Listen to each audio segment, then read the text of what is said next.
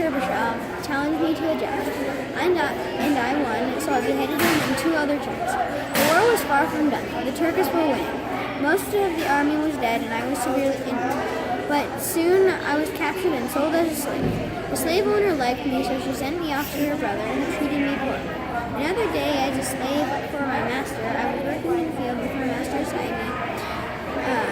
But soon he started to taunt me for no good reason, and I got angry and I killed the man.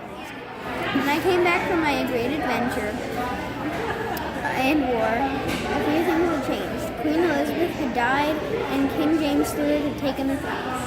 And now more people were interested in going on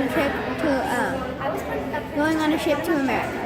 The Virginia Company had set some rules for what we needed to do when we got to Virginia, a new colony. When we got there, with a piece of, we would open a chest with a piece of paper that had 7 names. Those people would be in the council. My name was on the list, so I became a councilman. Many people of the council didn't like me. At one point, they didn't like me, so they excluded me from the council.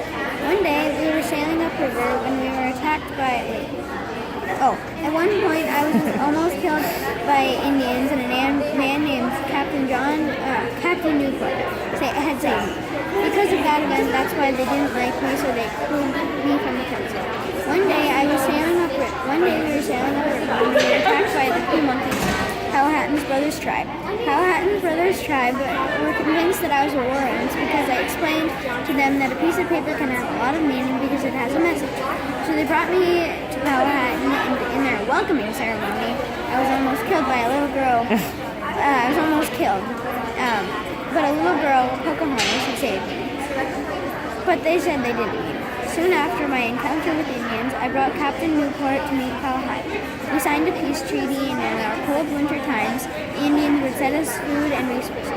But one time, I told our people to get corn from the Indians, so we did, and they attacked. But when they were coming, Pocahontas warned us about the attack. That was the last time I saw her. Soon I went on a hunting trip, and back in Jamestown, the people weren't doing well. Most of them had died, and some were very sick.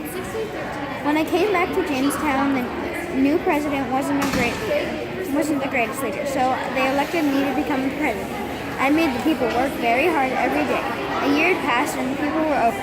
But I waited for the term to be over, and then they elected a new president. One day I was sailing on a ship when